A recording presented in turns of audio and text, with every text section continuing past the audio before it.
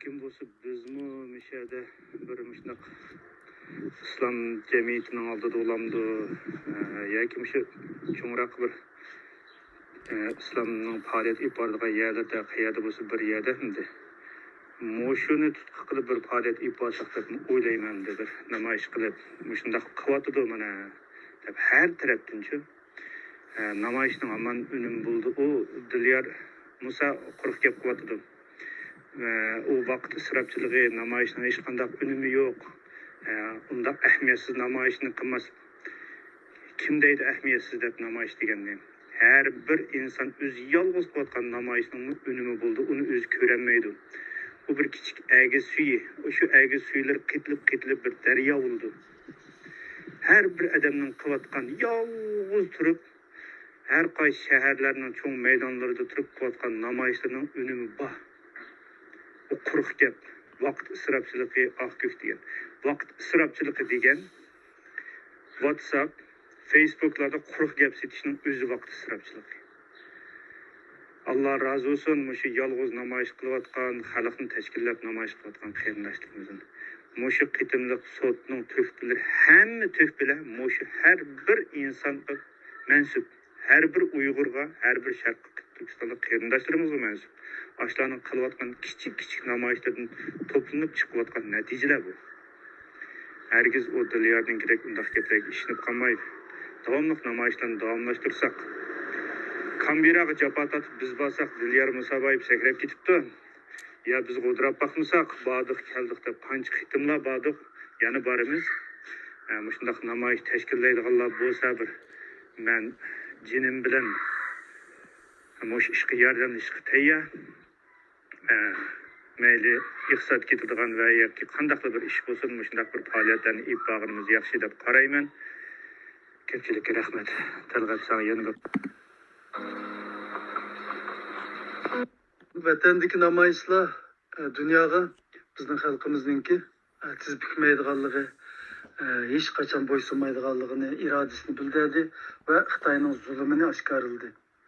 Xitoyning bizning xalqimizga qilayotgan qatma-qat zulmlarini oshkorlagan bo'ldi. Nurg'un chet eldagi medialarda shu vaqtlarda biz chet eldagilar ko'rib anglab turdik keyingi vaqtlarda. Bo'lib Mo'g'uldagi, Urumchidagi namoyishlarningki chet el axborotlarida shunda berilishi. Ana shu sababdan yana bir manfaat oluvchilar guruhi shu Dilyar Musaboyev shu keyingi vaqtda Arafat o'zim shu keyingi vaqtda kelganlar shu namoyishlarningki dunyoga oshkorlagan Xitoyning zulmini chet el shu hukumatlariga deb siyosiy panolik iltijosini ya'ni refugee status ola oladigan bir holatga keldi. Bu kimmi Dilyarmi 5 yil shu ishni olib kelish jarayonida namoyishlar qatnashib Sidneyda ashar bo'g'icha rasmlarga tushib namoyishlarda shularni ko'rsatib shu refugee statusini 4 yilmi 5 yilda hal qilib ekan. Vatan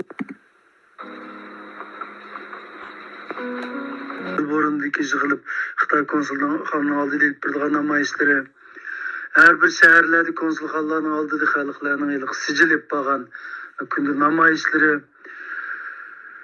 andan bu xonim qizlarimizningki bir yetakchiligida hem ko'rgazma hem imzo to'plash xarakterida shaharning avvat yerlarida atlaytilib berilgan namoyishlar Talg'atga o'xshash bizningki yolg'iz kichik namoyishni boshlagan qarindoshlarimiz bo'ldi. Bu Talg'at qarindishimizning namoyishi doim keyingi vaqtlarda shu Sidneydagi jamoatimiz jamiyatimiz tarafidan qo'llanib ularni qatnashadigan bo'ldi namoyishga bu sijil davomli qilib berilgan namoyishlar ve nurg'un namoyishlar bo'ldi. Men buni sanab o'ttirib bo'lolmayman deb bo'lolmayman.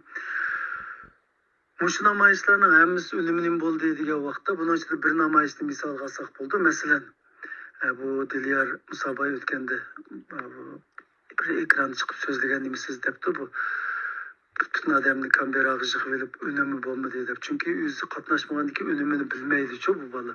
Ya haqidan chet eldagilar buni bilib deb o'ylaydi. Amaliyotda bu shu namoyishning qanday unum bo'lganini bilmaydi. Kamberada bo'lgan namoyishdan keyin parlamentlar a'zolaridan 12si resmiy ismda bir Uyg'ur do'stlik guruhi qurmasimi 12 parlament a'zosi, federal parlament a'zosi parlamentda, Avstraliya federal parlamentida, Kamberadagi 1 soatdan ortiq maxsus Sharqi Turkiston Uyg'ur masalasi to'g'riliq so'zladi, Xitoyni aybladi. 1 soatdan ortiq marafoncha to'xtamay. Birisini orqadan birisi 12 so'zladi. Bu bunday aytganda Avstraliya tarixida Uyg'urlarga o'xshash bo'zak qilingan, o'zining zaminida, o'z yashagan zaminida asonliq millat sifatida bo'zak qilingan, mushunda xalqlar ustida ilib berilgan eng uzun debatga, eng uzun mush xalqninki parlamentda so'zlagan rekordni yaratdi. Undan keyin ulapla shu namoyishdan keyin bu Uyg'ur Sharq Turkiston qul emgakni cheklash Avstraliya. Bu qonunni ma'qullashpa shu to'g'riliq parlament a'zolari kuchaydigan, onun bizning tashkilotlarimiz yordam bo'lgan. Bu nasib ketyapti shu hozir. Bu bo'ldi, bu ketyapti yaqinda Xudoyim bersa buning javobini. Anglaymiz, mushuma shu namoyishlarninki Kamberada bo'lgan birlashma namoyishining foydasi bo'ldi. Endi bu birlashma namoyishda faqat bu namoyishli bo'lmaydi, albatta uningga namoyishga parlament ichidagi parlament a'zolari chiqib ko'rishdi. Bizning shu Kamberadagi birlashma namoyishimizga 10 dan ortiq parlament a'zosi chiqdi. Ba'zi ikki birga chiqqanlar bo'ldi, birdan keyin maxsus chiqib nutq so'zlaganlar bo'ldi. Bular namoyishga bag'uvchilardan kuch oladi. Parlamentning ichida so'zlagan vaqtda parlament sirtida namoyish qilayotganlarni misol qilib so'zlay oladi. Bizni shu kuni misol qilib turib so'zladi parlamentda. Sirtida hozir mincha odam, 500 odam, 600 odam, ya 1000 odam shunda aslim qilyotdi. O'zining ovozini oltimizda qilyotdi. Hammasi Avstraliya grajdani, Avstraliyaninki saylanish huquqi bor grajdalari deb turib so'zlaydi. Demak, bunda tarafidan bu foydasi bo'ldi. Andan bir namoyish qatnashuvchi sifatida foydasi nima degan vaqtida endi bu ba'zilar his qilolmasligi mumkin, o'zining vatan millat sevgisiga nisbatan bog'liq narsaga ba'zida. Har bir parlament namoyishlar qatnashgan vaqtda adamda bir Xitoyga qarshi bir rasmiy bir kurash tuyg'usi berdi-ku. Bu insonning irodasini tavlabmadi. Azroq bo'lsa badal to'lashga o'rgatadi. Namoyish qilib chiqmagan odamni muslimlar musobaqaga yuzishi Avstraliyada refugee shell bo'lishining oldida qatnashgan namoyishdan boshqa bu Avstraliya grajdani bo'lgandan keyin qatnashgan 1000 namoyish yo'q. Bu so'z deb baxs bo'ldi. Namoyish qatnashib boqmagan.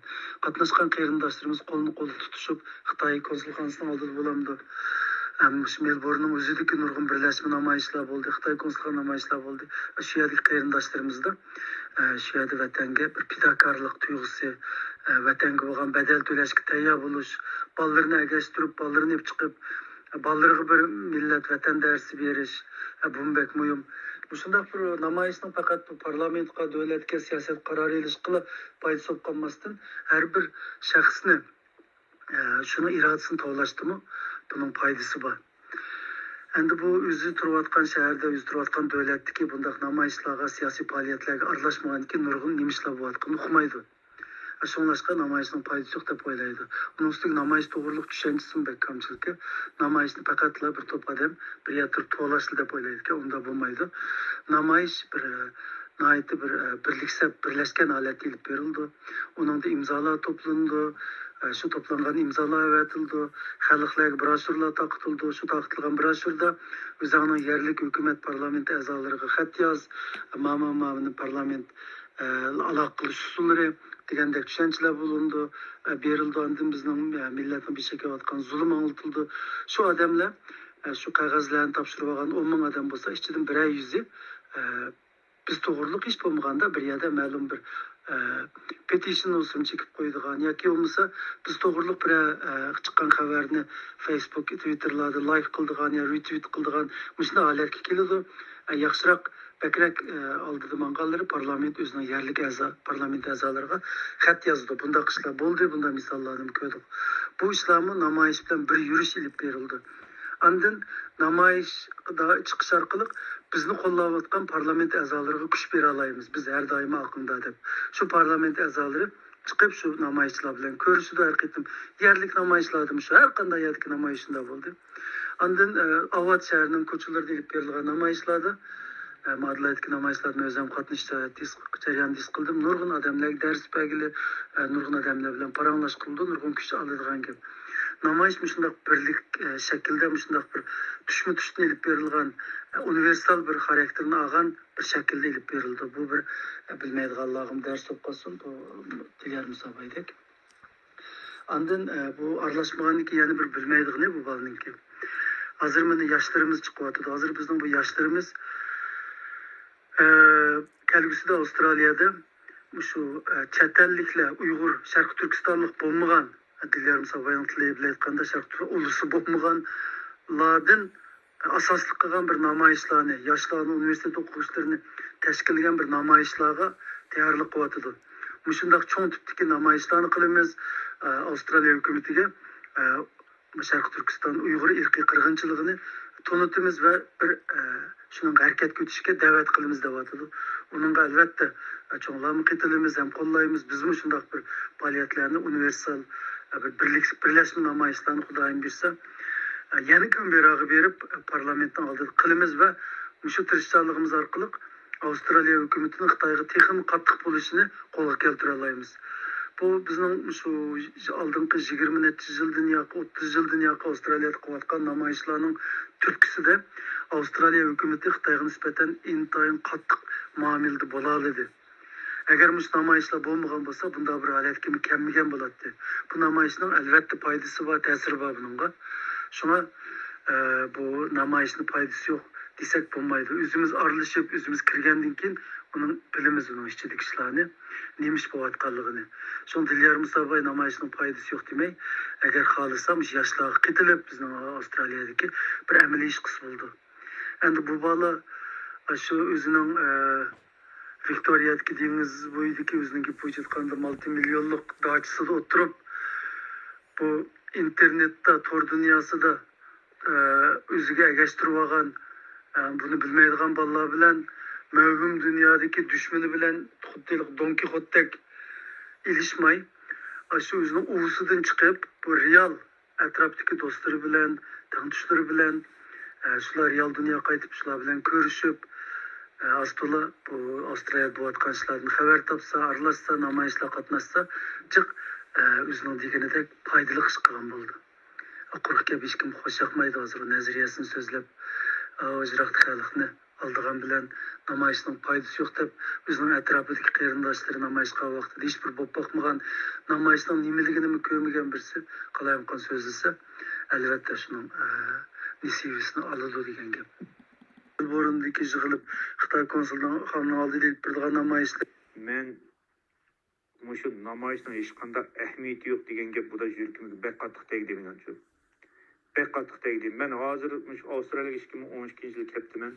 Hozir qadar shu namoyishlar vaqtim yaslab qatnashib kelyapman. Har qitim bir namoyish qatnashganda o'zimni bir inqilobga qatnashayotgandek hissiyoti chiqman. Mayli uning qo'ldan hech qanday ish kelmayotganligini, uning ahamiyatini 100 tarani bevosita bilgini bo'lmayotgan bo'lsa-mu, xuddi men o'zimni bir jangga chiqqandek eng oldiga o'tib turib vaqirab mushundoq namoyish qatnashib kelyapman. Nurg'un yoshlarimiz shu, nurg'un Sharq Turkistonlik xalqimiz shu oldiga chiqib vaqirab butun nemisini berib namoyishlar qatnashadi. Ular sarangma. Dilyatning demoqchi bo'lganda ularning hammasi sarang bo'lib qoldi hozir. Men aşkını bu Dilyar'dan şu gaplarni anlab shundoq ümidsizlandim. Endi o'zi namoyishlar qatnashmasin mayli, namoyish qatnashayotgan aktiv xalqimizni bu qadar tushirmaslik kerakdi. Bu qadar ro'yini sindirmaslik kerakdi. Endi shunga deydiganim yoshlarning qizg'inligini hech kim so'satmaydi, ammo ularning beshining kim ekanligini yaxshiroq o'ylash kerak. Hozir bir qism yoshlarimiz o'zining hayojonini bosolmayotdi. Ammo o'zining beshidagi odamning kim ekanligini undaroq bilish kerak deb o'ylayman.